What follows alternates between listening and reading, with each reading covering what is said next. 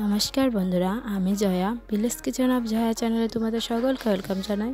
বন্ধুরা, তোমরা সবাই কেমন আছো? আশা করি ভালো আছো, আমিও ভালো আছি।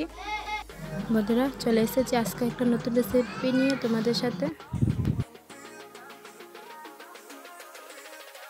বন্ধুরা, আমি আজকে ছড়া দিয়ে চিংড়ি মাছ দিয়ে রান্না করেছি, তাই তোমাদের সাথে রেসিপিটা শেয়ার করছি।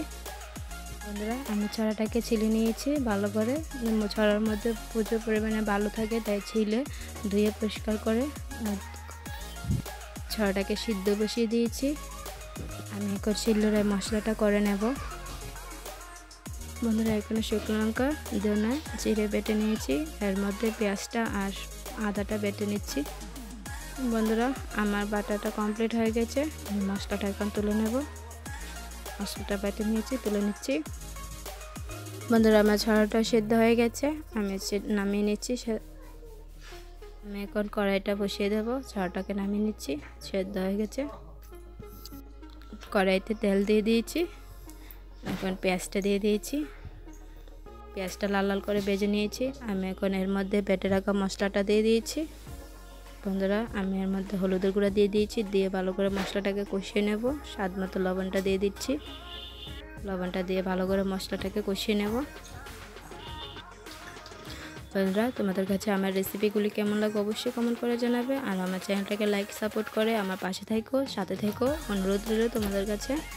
বন্ধুরা, আমার মশলাটা কষানো হয়ে গেছে। আমি এখন এর মধ্যে ছড়াটা দিয়ে দেব। সেদ্ধ করে রাখা ছড়াটা দিয়ে মশলাটার মধ্যে ছড়াটাকেও কষিয়ে নেব। বন্ধুরা, ছড়ার ডাল তোমাদের কাছে কেমন লাগে চিংড়ি মাছ দিয়ে অবশ্যই কমেন্ট করে জানাবে। আমার কাছে দারুণ লাগে খেতে ছড়ার ডালটা।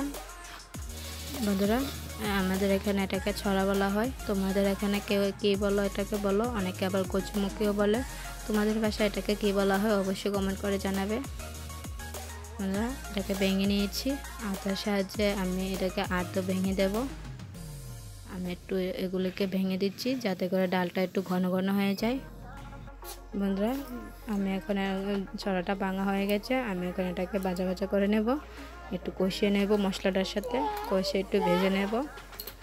ছড়াটা কষানো হয়ে গেছে। আমি এখন এর মধ্যে জল দিয়ে দিচ্ছি, জল দিয়ে দেব। বন্ধুরা, দেখো আমি চিংড়ি মাছগুলিকে আগেই বেজে নিয়েছি। চিংড়ি মাছগুলি দিয়ে দেবো এখন।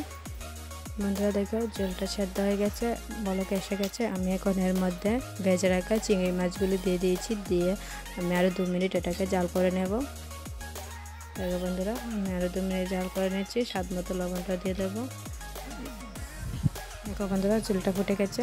আমি এখন এটাকে নামিয়ে নিচ্ছি। তোমাদের কাছে আমার রেসিপিটা কেমন লেগেছে অবশ্যই কমেন্ট করে জানাবে। আর এতক্ষণ তোমাদের মূল্যবান সময় দিয়ে আমার ভিডিওটি দেখার জন্য তোমাদেরকে অসংখ্য ধন্যবাদ।